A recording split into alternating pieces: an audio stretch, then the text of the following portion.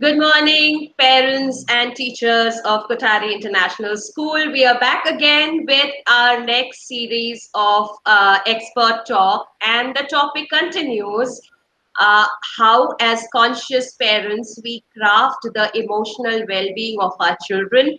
And our speaker today is our lovely Habiba Kudrati, joining us from Mumbai. Welcome to the talk, Habiba.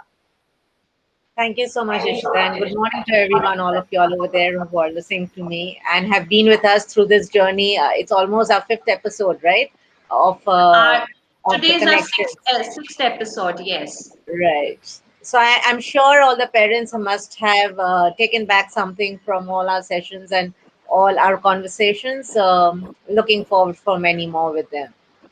absolutely. And parenting is such a journey, and especially when it comes to being conscious and aware, and then work with the emotional well-being of our children. There's a vast lot of areas to discuss and work with. And in our last conversation, we had striked upon by chance into this friendly parent scenario, which is very prevalent around us. And many parents, by choice, like to associate their roles as friends of their child. Right, Habiba. True. So I'd like to know your point of view as a psychologist, as a behavior therapist, and how have you, come across this situation in its positive aspect or after effects, whatever it could be. Okay, so I would just say that whenever I ask parents, whenever I'm having my parental sessions, I ask parents that how many of you all want to be friends with your children, and I have all hands raised up, that we want to be our child's best friend. As every other parent, me also being a parent, apart from being a psychologist, I'm also a parent. And this thing hit me at that point of time also, where I wanted to be my child's best friend.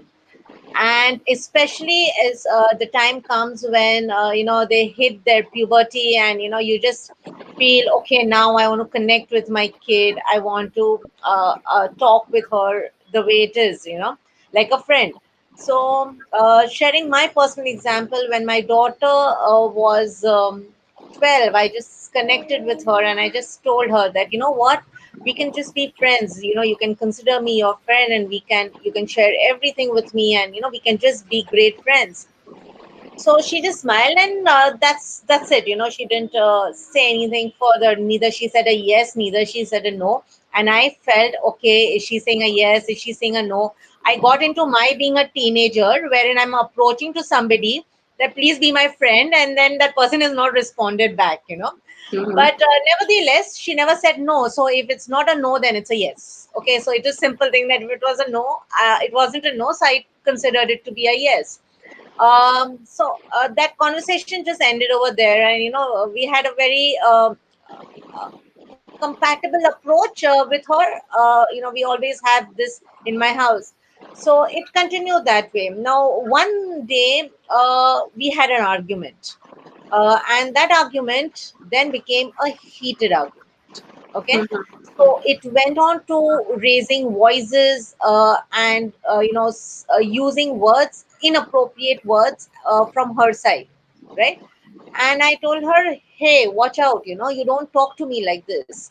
And she just said that, please decide, I talk to my friends just like this, right?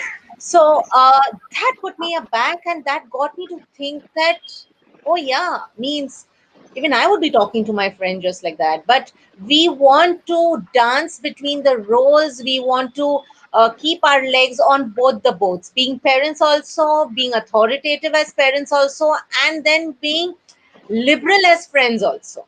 So Right. we want to keep our we are trying to balance between one foot on one boat, one another foot on the other boat.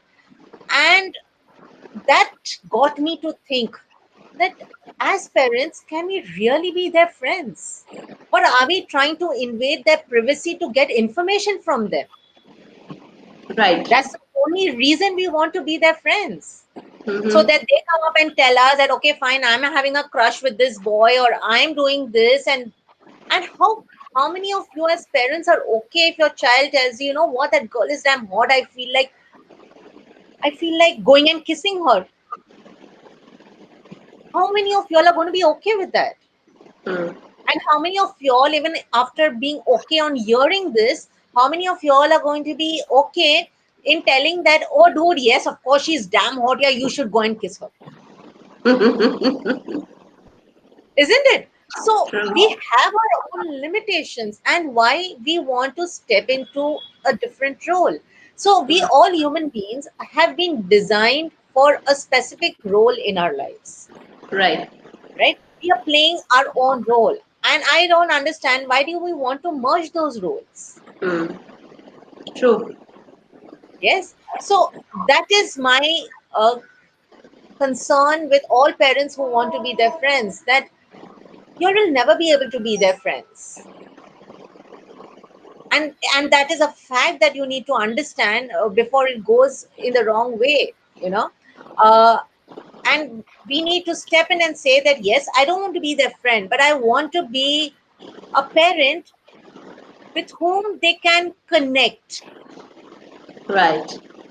I want to be that guide in their lives with whom they don't need to hesitate before they are in a problem to say that, okay, I'm in a problem. Can I talk to my mom? Can I talk to my dad? What are they going to think? I your children should feel that no, my parents are not going to judge me, Right. right? So as parents, you can be amazing. You don't need to be a friend for that. Mm-hmm. Why are we changing? So what is a friend? A friend is just a role. They have friends, they don't need another friend who is. And just imagine, so let's look at this ways, okay?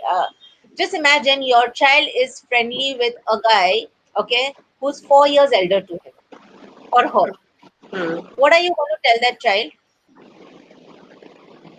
You can't tell the child that, be friends with this boy or girl, Yes.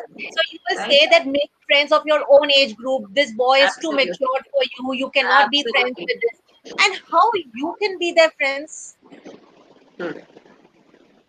isn't it? So these are thoughts which we need to think about. These are thoughts which we need to uh, really reflect back and say that, ask yourself this question: why do I want to be my child's friend?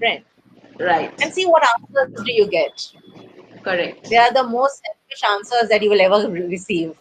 And lot of times we hear, right, when the child is in the toddler stage, the mom or the dad would start telling the child that I'm your friend, okay. Whereas I feel there is a particular aspect of, or a particular attribute in the entire relationship, and that's for that matter in all relationship, where you need to be friendly, you need to be frank. So the term friendly comes when you need to be very open and transparent about certain things. You need to be non-judgmental. So that is when the association with that friendliness comes in.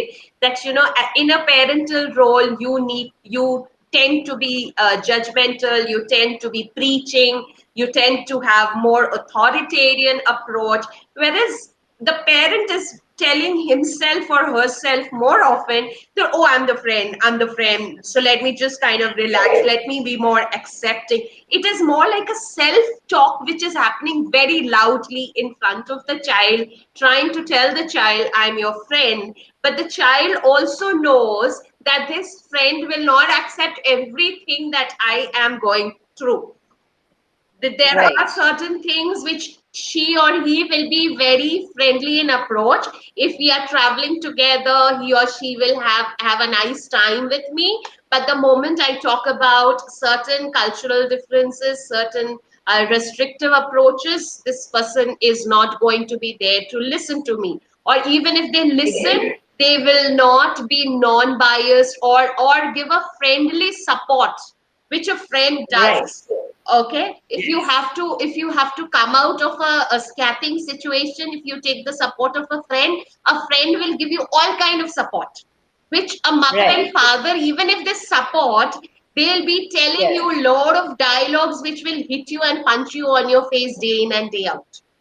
right, Right, so right. that is a role which nobody can adorn, and as you very rightly said, why do we need to cross our roles at all? We can just be a mother and complete the cycle as a mother.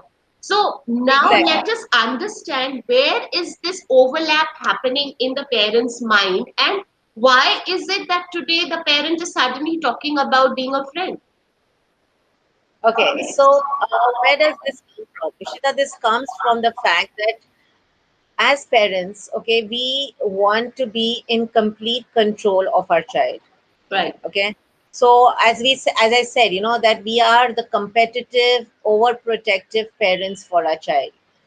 We are the ones who are competing within ourselves so that our child can compete. So at a very young age we start instilling this competition into the child, right? Now if I want support from my child to fulfill my desires and needs, then I will have to give him an extended hand of support. Okay, and that extended hand of support is termed as a friend, Hmm. right?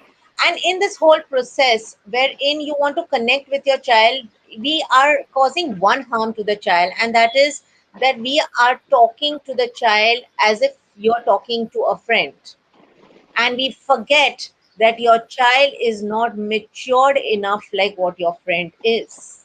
So your children get far beyond mature than their age, because you say that everything in my house is transparent. I talk to my child exactly as I would talk to my friend, but we forget that the child's capacity to perceive that information is very less.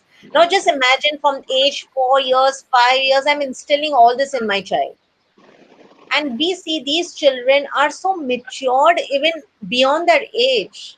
Now Hmm. is that a good sign? I have various, I can debate on it endlessly, because there will be somebody who will say that of course, my child is so matured, can look after himself, he can do this, he can think like this, but he's lacking the essence of being a child.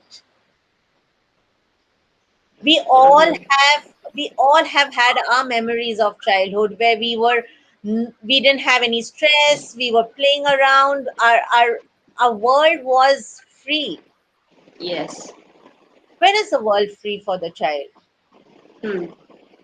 Even if we are spending a lot on their education, right? And we tell them that I'm spending so much on your education, just get serious with it at least now, Mhm. right? Now this is a conversation which probably I would have had with my friend, that I'm doing so much for you, at least do this much back for me, right? Right, right. Oh, subconsciously I'm talking as a friend, Ah, but what is the damage that you're doing to that child, yeah. isn't it? So is it a barter exchange? Is parenting a barter exchange with the child?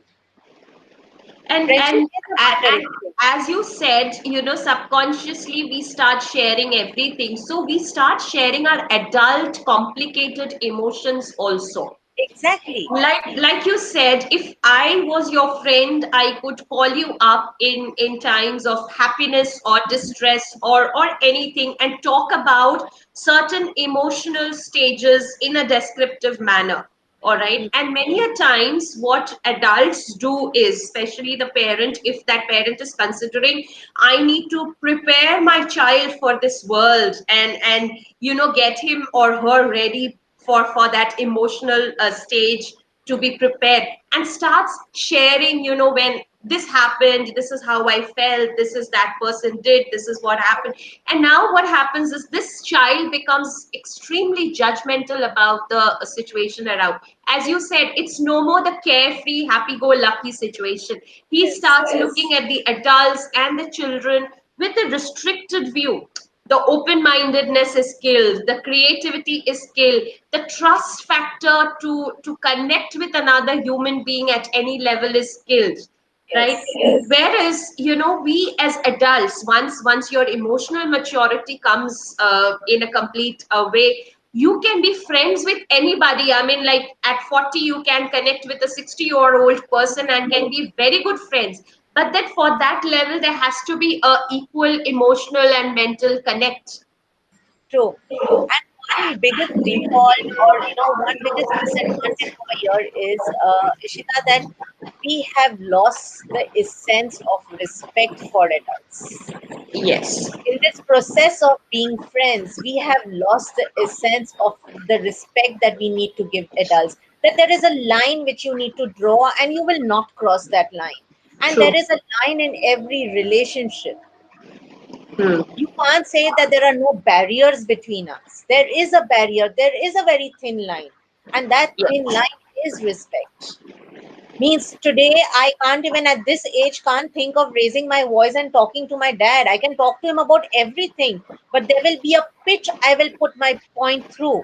It's not that, yes, he's going to be authoritative. We have discussions, but there is a pitch. I know that beyond this I will not step out, true. right? But today's kids don't have that, whether, and that reflects in school when they don't respect the teachers, Yes. right? And I'm going to tell you a first-hand experience, Habiba. Once in my office, there was a child. The father was having a conversation, and he just said something about the child for a corrective behavior. And the child just had the tum tone in Hindi, and hit back saying, "Oh, even you do that, and you have no business to correct me." And in a very shoddy way, it came across very rude, and spoke a lot about how the child's behavior was.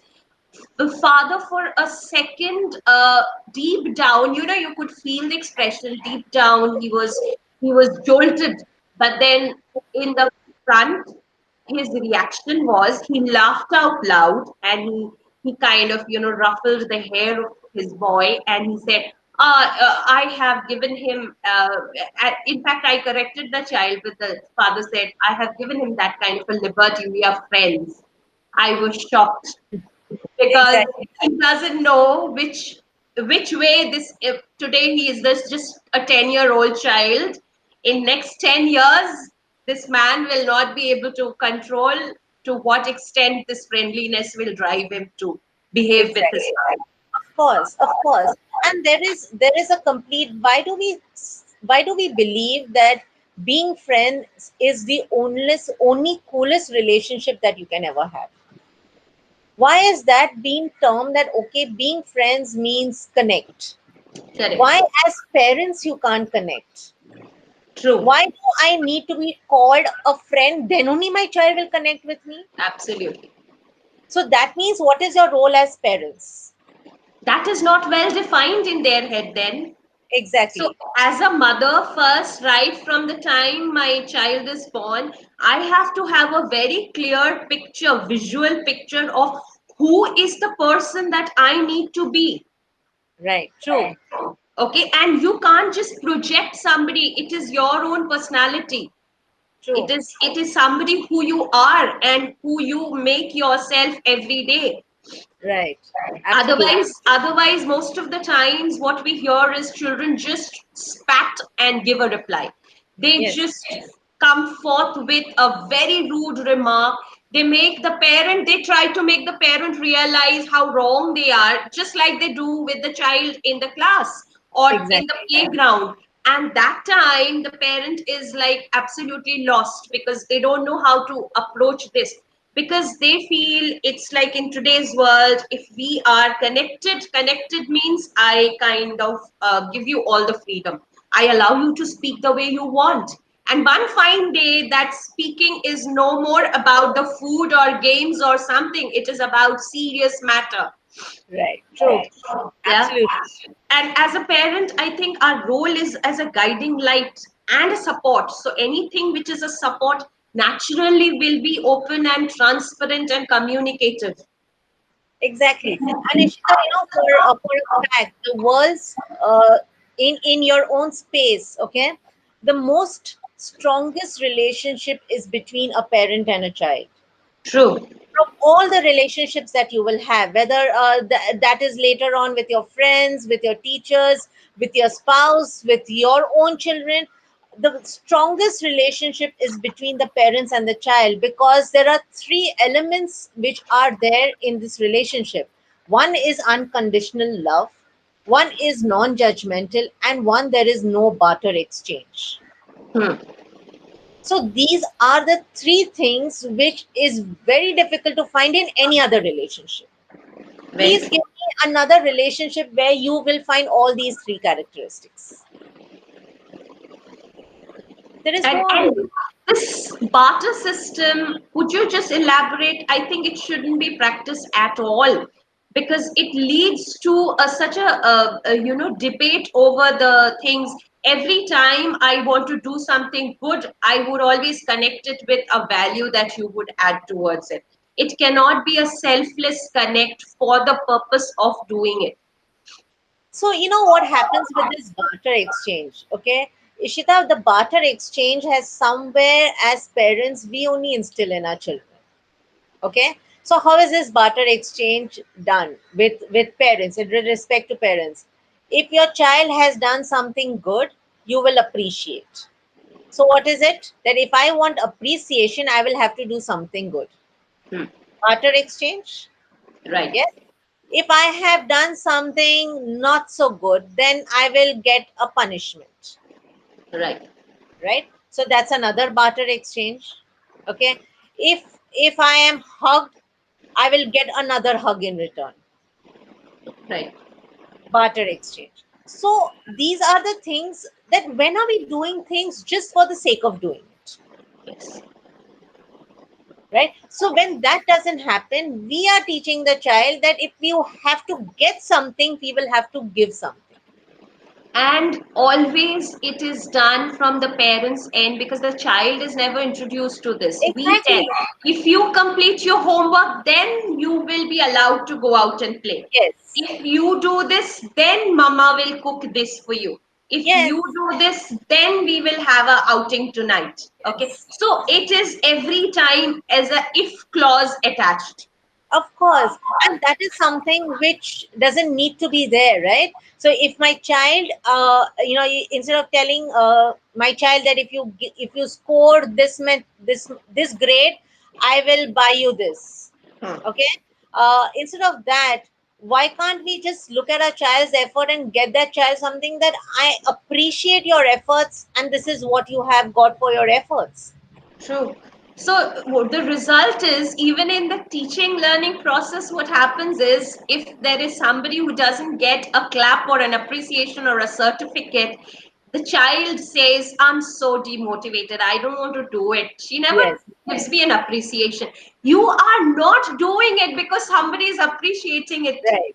Okay, so if that is and the parents also sing the same tune. Ah, they never gave him a certificate. He never got anything. Right. He has been so good. So if you have been so good, you continue doing it at a better level and a better level.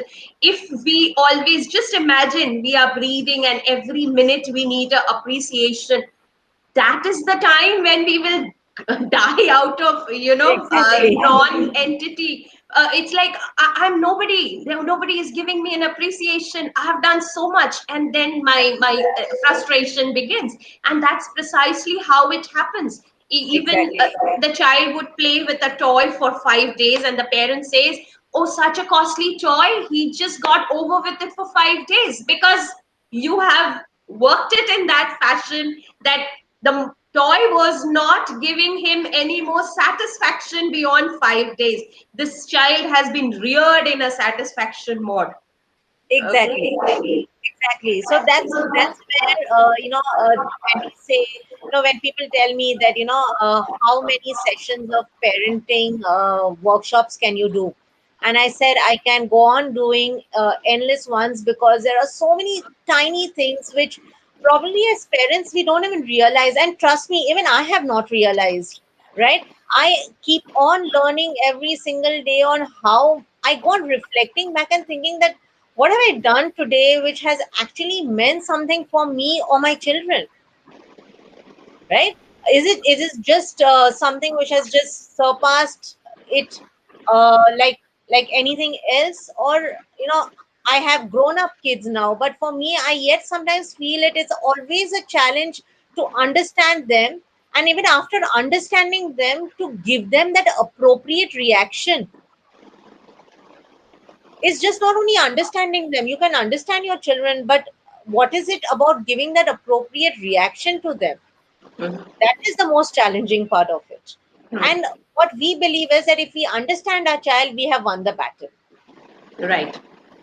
But And it's also, if we have brought up our children without giving reaction, then we need not give a reaction, and the child will understand. If true. right from the birth till the end, during birth the child cries for food, thirst, a toilet and everything, and we fulfill their needs, and Right, gradually it comes from basic needs to a little more, and then what happens is we create the needs for them. Okay, we right, as adults put needs, and we condition them that this you do, you get this you do, you get this, and thereby we have created multiple needs like our reactions also, right, Abiba? exactly. And the child knows how to get the most appropriate and comforting reaction for myself. Like many parents come to the teachers or principals and say, if an incident happens, my child will never lie to me, my child will never keep it hidden from me. If this has happened, he would have or she would have definitely told me. This cannot happen. That is another blindfold. True. So they would like to call it trust, but this is not trust. Exactly. Okay, so how would you guide the parent on this aspect? Because they're also they are using that trust of a friendly or a very transparent and open parent, and Right. thinking that my child will never hide anything from me, which is so unlikely. Right. So, very simple. Let's give all our parents a work to do on this. Okay. So, I'll give you a small exercise that they can do so that they are aware of themselves. Now, there is one thing which is a real parent. Okay. So, you as a real parent, how are you? Okay, in the present. And then every parent has something wherein they have made what is an ideal parent. Right. How would they want to be? This is how I would want to be. Now, if there is a discrepancy between the real parent and the ideal parent, is when these denials come into place. Because the ideal parent says, my child will never lie to me. The real parent knows that my child is manipulative, right? So at this point of time, because there's a discrepancy, I will always move towards my ideal parent, because that's the place I want to be. Right now, you have to note down and you have to see that where is the discrepancy, where is it that you want to be something but you're not being that, and what is holding you on to not be that. And many a times, Ishita, it's only Yes. fear that my child will not connect with me. If I do this, my child will rebel. If I do this, my child will not love me. If I do this, my child will not feel I'm a cool parent. This is the Yes. fear the parents are functioning from. And that Yes. is when they keep on giving in. They go on closing their eyes for the mistakes the child has made. Simple example I'll give you. Okay, for many people, who have known Mahabharat. Okay, when Dhritarashtra, he knew his son was doing wrong, right? But he yet didn't tell him anything because he had the fear of losing his child. Right. And what did it result into? Hmm. Right? This is what fear does. Yeah. The fear does not allow you to correct.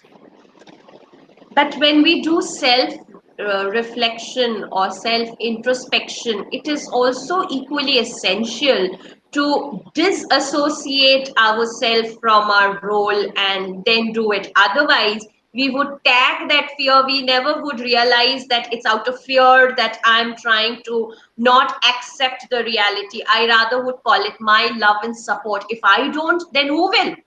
Exactly. Okay. Exactly. So we have to understand that is my behavior helping my child grow, or Hmm. it is bringing my child down? Hmm. Is it giving me at this moment pleasure and saving my child from a small loss, or is it, am I throwing him for a bigger loss? Hmm. Right? So it's always said that short term pain is long term pleasure. Right. If I correct my child right now, and that will cause painful moments between me and him, but it Right. is long term pleasure, Right. and short term pleasures are long term pain. And also, to accept reality doesn't mean it's a pain either. If there is Exactly. a shortcoming in me or my child, or in, we are not talking about the human being. That is the biggest problem. We are talking at his behavior or his or her action. Exactly. So if I Exactly. have to sit down with my child and understand why he behaved in a particular way, or why he conducted himself in a socially inappropriate way, we can do this discussion without making each other feel pained or hurt. You know, Exactly. again, that approach has to be very human. Of So, course. See, so it's that not even a power realization, struggle. Ishita, it's not a power struggle, and it's not a right? blame game. Okay. Neither am I supposed to blame myself that, oh my God, what a horrible parent I was. I couldn't even bring up my child properly, and then get into this whole guilt trip. We are not doing that. Okay. No, Neither we are being overconfident that, okay, I am there to support my child. My love and my support is all that my child needs, and he will learn over time. But just now, my love and support is required, right? right, So it's neither of the things. It's about understanding, and I am no one to tell you all at what point of time you need to understand that. It's about what you feel as a parent. Each child is very different, and that hmm, is why there are no guidelines and do's and don'ts about parenting, because you are a different person, your child is a different person, yes, right?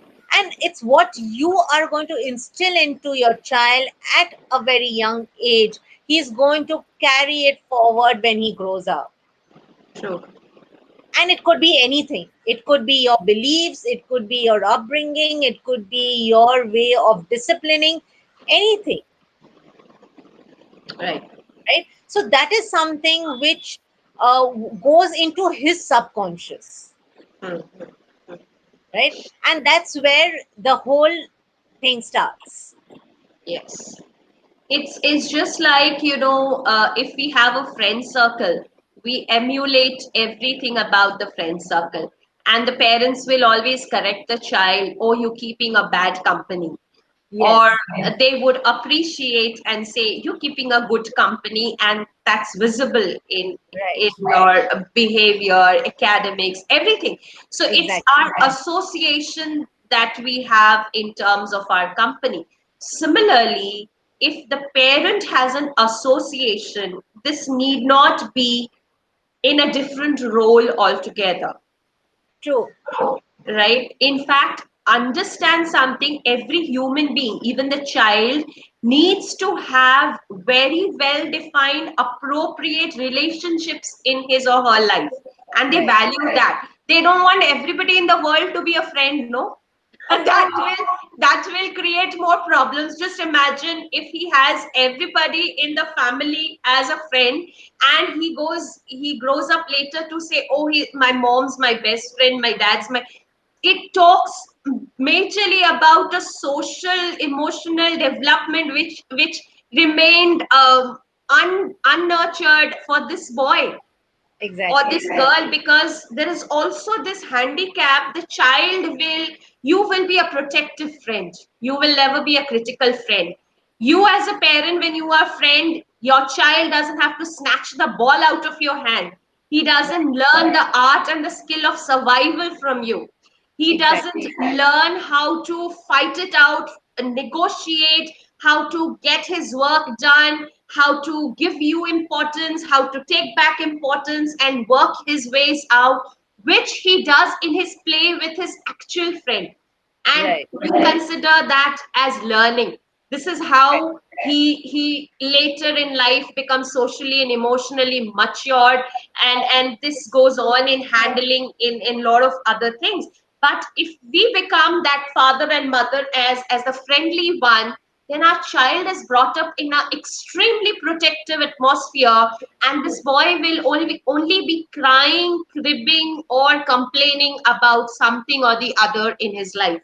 He will never know this is a situation, let me find out and devise a way to win it over.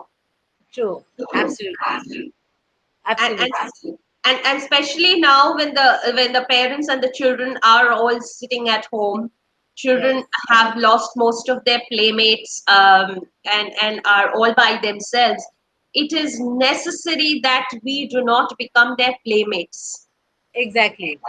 So we can have family time together. Okay, we Yes. can have family time where we can play together. We can have discussions together, right? Right. But again, as I said, that be in the role of a parent.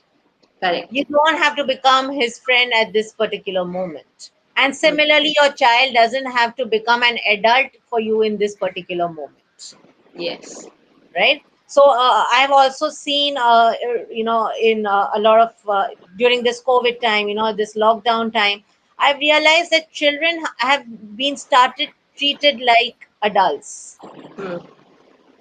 There is discussions happening, not understanding that the child doesn't need so much of information. Why are Yes. we overwhelming the child with so much of information? Why are we throwing so much of fear into them? Mm. And that was what our first session was, Ishita, that we need to know that where do we need to draw this line, and where how much fear we need to transfer it to our child. Mm. For him it is only a challenging time, it's not a fearful situation. True. We are going to make it a fearful situation for him, Mm. right? So of course there is a difference how you would perceive a situation and how a child would perceive a situation. Yes. And the whole crux is that we need to understand that that child is not your age, the child is not your buddy, the child is not your companion, the child is not your friend, your child is your child, Yeah. isn't it? Means after when your child will become 30 years old also, and probably if you are 60 or 70, at that point of time your child will yet remain a child for you. Yes. He just because he's become 30, you don't call him an adult, he's my adult. No, we call him a child only. Correct. And if we understand this as parents, that this is where we are, and this is how I can groom my child. So your the importance of what you can do for your child is not what his friends can do, Yes. right? Because the difference between, so why there is, again, there's a very thin line between parents and friends. Okay, that is why these roles are merged. As I said, that there are three components which work for parents, right? So there is unconditional love, there is being non-judgmental, and there is no barter exchange. In friends, that one component misses, and that Yes. component is no barter exchange. In friends there is a barter exchange. Yes. If there is no Always. Always. If there is no barter exchange, then we are not friends. Yes. Then we are caretakers of that Right. person, Yes. right? Now, that difference, that is why there is a very thin line, and that is why we want to be friendly. Because for us, friendly means non conditional and non judgmental. So I'm unconditional, my love is unconditional, and I'm non judgmental. So now I'm friends. But no, friends is barter exchange, Yes. right? So of course there is unconditional love, but does unconditional love mean disrespect? It doesn't mean disrespect, Yeah. right? So this is the very thin line, and we have to understand that, are we ready to barter with our child? If you're ready to barter with your child, then go be their friend. And that also is not going to be possible, because again you will fall into your parent role at any point of time. You will switch roles whenever you want to. And this only does not restrict to Ishita only parents. I will also tell teachers, please don't consider them as your friends. Not at all. Please don't think that okay, fine, you can come to me and share with me anything like your friend would do. I will sit with you in the recess and we will chat, as friends chat, right? So yes, if you have a concern, I'm there, but it's not Right. a simple chatting. And let's also assure the adults in these children's life that when you do your role properly, children respect you. They don't have, there's another thing which comes is, oh, there's a fear factor. That's why I have become friendly. So if you are the kind, compassionate, understanding, transparent, open, and logical parent, okay, who is not reactive, who doesn't impose his own dreams and desires on the child, and who respects the child's own identity, then the child will not have fear factor. Just by you trying to talk to him and tell him the right and the wrong doesn't create fear in a human being. All right. Exactly. Same thing with the teacher. A teacher or a parent both have role model behaviors to do. So if they become friendly or friends, they try to adorn the cap of a friend, then what happens? The role model behavior is diminished. And then you cannot have this contradictory role, as you said, today something is okay, I am able to be friendly, but tomorrow something stalking and alarming comes my way as a boy or a girl of a teenage year, or even a small boy can come up and speak about tabooed topics which I'm not comfortable to discuss. I do not know how to respond, and then I react as a parent from my point of power and authority and try to correct him, curb him. What happens to the friendliness? Then the father or the mother would say, "You are not meeting this person. You are not going to connect with this person without my permission." And maybe the teacher also adorns the same role. Lost. So what happens? The child starts distrusting both your roles. Exactly. And the whole thing is, when you say fear, okay, the fear is never that the child is fearful of you, okay, and that is why. It is your fear that the child will not love me, like me in my role. That is why I want to switch this role. Yes. I want to be accepted. I want to be appreciated. I want to be loved unconditionally. I want everything. And for that, I will go to any extent. If it is turning my role, I will turn my role. So it True. is nothing to do with the child. It's only we are acting out of our fears. You Yes. know, a parent wants that my child should come and confide in me every damn thing that's happening in their life, right? That's for the parent. For the teacher, they want that my students, if they love me, then I will be like, one of those so cool teachers where every child comes and tells me their secrets, and for me that is a boost that I give myself, Right. that I am such a person where every child can come and talk to me. My class, every child connects with me. We are acting out of our own fears, Ishita. We are acting out of our own approvals that we have set for ourselves, and we are using that child for our approvals, for our self esteem boost. We are just using that child. Absolutely. Now, here comes again the role of being the conscious human being. So, Exactly. before we accept our role as a parent or a teacher or any role, being a friend, being into any relationship, we have to see our role very clearly, and we need to know the responsibilities, we need to know the objectives of our role. And if we lose track of that, we don't have that clarity, then we will definitely keep falling into our emotional traps. Exactly. So every human being in the adult group has a need to be loved, a need to be accepted, a need to be appreciated. But we cannot fulfill that need through our children. Exactly, We can't exactly. fulfill that need through anybody, rather, it is, we need to learn to love ourselves, and we need to fulfill that need for love, Of and course. that's when you become the emotionally stable person. Okay. Exactly. But if you haven't yet gone into that level yet, at least have the awareness that if I have the, and every human being would have the natural need to be loved, appreciated, respected, and all, but then that cannot happen making the child go through it. Exactly.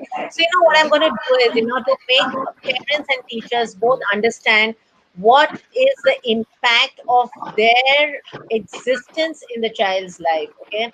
How they can Hmm. make or break the child, okay? Is what I'm going to explain to them right now, because if I explain that, probably then they would understand what is, how, what they look at it as, temporary solution, how it can cause permanent damage, or how their support or their way of upbringing can cause a lot of help, right? So for True. that, Ishita, I'm going to tell them a small story. All Okay, right. I Okay. will say this, and then probably we could end it, because let them reflect on the story that I'm trying to tell them. So so yeah, the story begins this way, okay?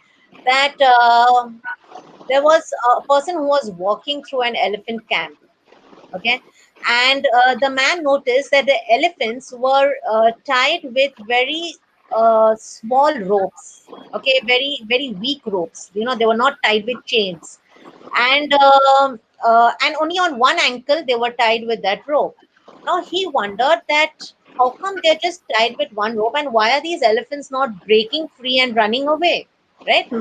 So he felt that, okay, now there is something about this which I want to know. So he went to the trainer, the caretaker of that camp, and he said that, why don't these elephants break free? You've tied them with such a small thin rope, okay, not a real huge rope. How are they not breaking free? So the trainer responded by saying that they used to tie the same rope with them when they were born as kids. Mm, Okay, they tied them with this rope, and they went on tying with this rope as they even grew up, mm, right? Now, what happened is that they, as when they were small, when they were trying to break through that rope, they could not, because they were small and that rope was quite strong. They started believing that I can never break through this rope. right. So as they grew up also, they never made that effort to break through, because they made those efforts and now they are not ready to. They said, okay, fine, this is how it is. This rope is not going to make it break through. And that's how they are not breaking through these ropes at this point of time also, Yes. right? So this can happen with children also. What you are giving them at a very young age, right?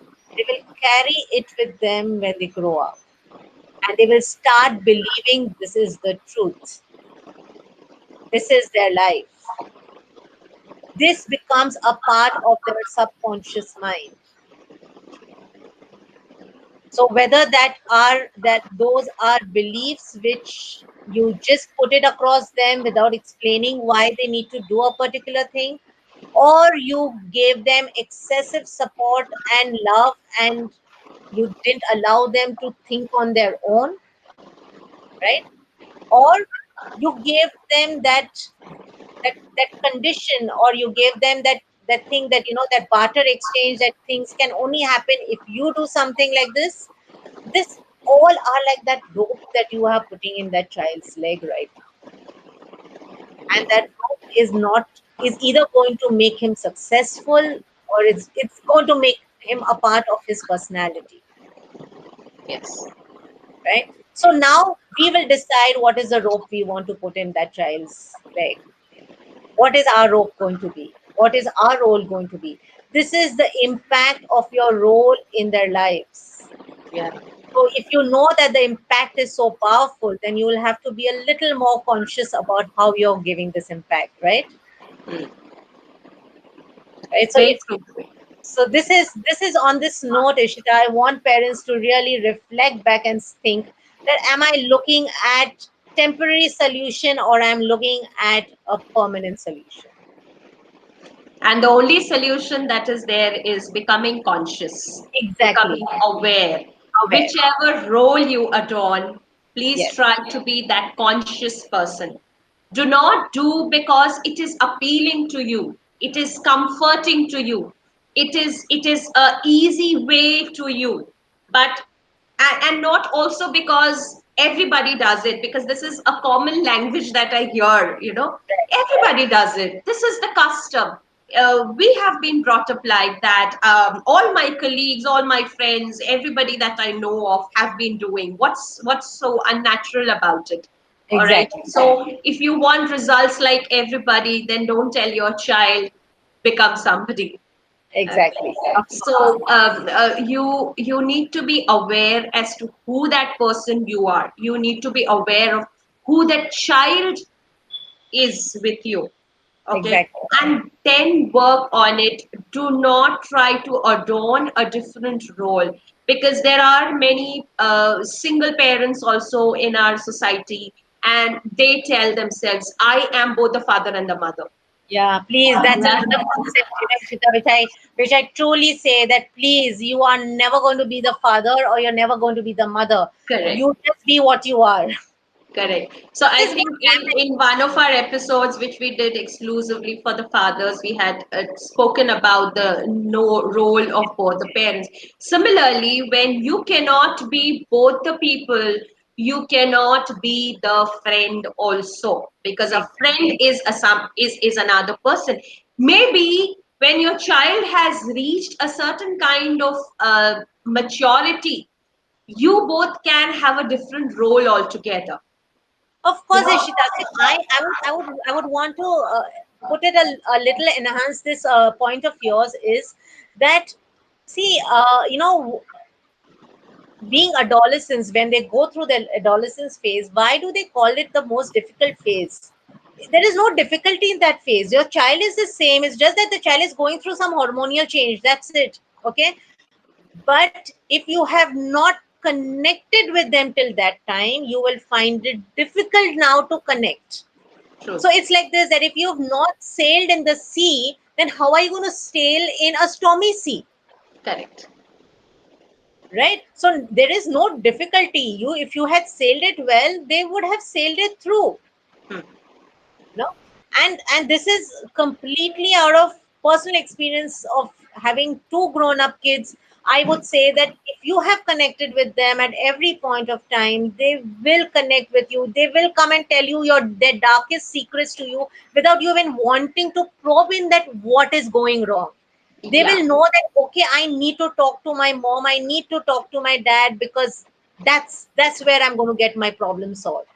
Yeah. And I would give my own personal experience. Like, people say when your children are in their, puberty years, they have achieved the adolescent, they quieten up, they withdraw, they don't let you know everything. But I guess I had a different experience altogether, and I would know every detail, and that even as a teacher, that became a revelation for me to know the generation from close quarters, and the kind of talk and the kind of discussion and everything. Okay, so Exactly. why? Because I never had any reason to approve or disapprove what I was listening to. Right. I was a neutral person to the listening. Therefore, the child who was telling me was not telling it because mummy will approve or mummy will disapprove, but she was telling it to me because she wanted to vent it out. Right. She needed somebody as a confidant, who would listen to her and would give her advice. So after telling, when my quietness was longer, I would get this question: what do you think? Should I? Exactly. What do you think? You didn't tell me. Sometimes I would purposely not share what I think, and I would say, see, as this generation who's 30 years older to you, okay, I think this way. But then, what do you think? I Right. would ask like that. you think, because it's not my thought that will guide your decision. Of course, of course. Okay, my thought is just a point of view which I'm keeping on the platter. But then I have to first ask you, what do you think? Because it's your Exactly. life, your friends, your situation. How do you think? And then we would start, contemplating. No, I think what if you do this? Don't you think he would react like this or she would react like this? So there's a complete, thrashing out of the Of issue, course.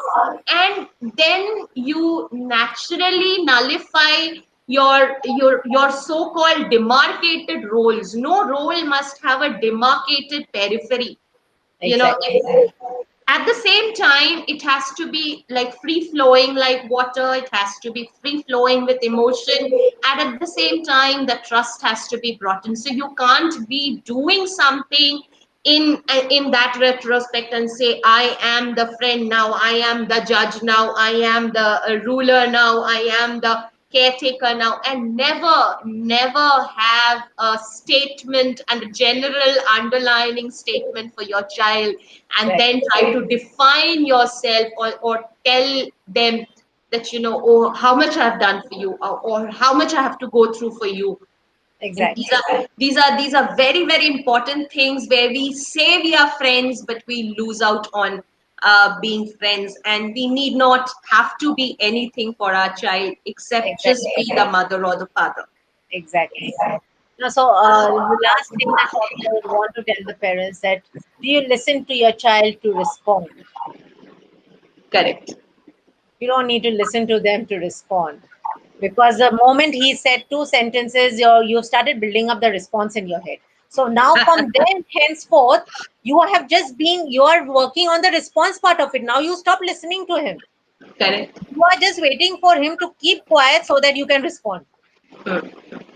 you know so of course there are a lot that we can learn, and we can to learn something. The first thing is to unlearn what we have been doing till now. Then only you will be able to apply these learnings in your child's life. And that's how we are going to be able to achieve our child's emotional well-being, by only becoming conscious parents, by understanding and being absolutely aware of how you're reacting or how you're acting. Yes. And consciousness or mindfulness, being aware, being accountable also for how you are feeling, how you are doing things, is not a day's journey, is not about a talk show, it's not about just reading a book, attending some sessions. uh, it is about a belief system change that a person as a parent has to undergo, and is also a thought process which you keep doing every day. So every Right. day, how we think for ourselves, for our children, for our roles, is what we become.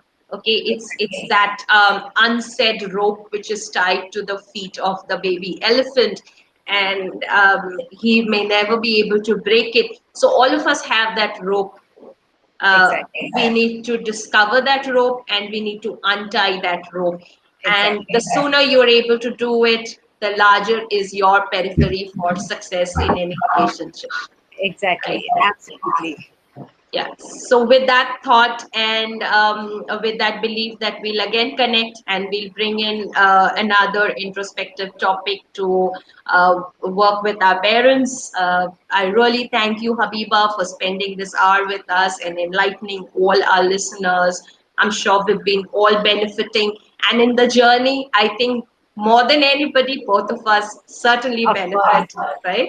Because Yes. it's like when two of us put in our thoughts and ideas, it gets strengthened, Of it course.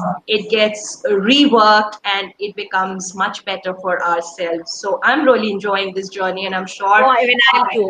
It's always something to look forward to. It's lovely having this discussion with you, and it feels really great. I myself sometimes in the entire process I reflect back and I say, "Oh, I'm saying this. Am I doing this?" Right? So we all are reflecting at every point of time, and nobody is perfect. Even if I stand here and I claim myself that I am able to help, but sometimes very subconsciously, even you slip into the slippery road, and you do slip. But the point is that I do stand up and I do understand that yes, I have slipped. I need to rectify. I need to clean this surface so that I don't slip back again. Correct. That's exactly what we want. We all are going to make mistakes, but we need to learn from them and we don't need to repeat them. That's what is conscious parenting. Conscious parenting is not about not making mistakes. No, we will.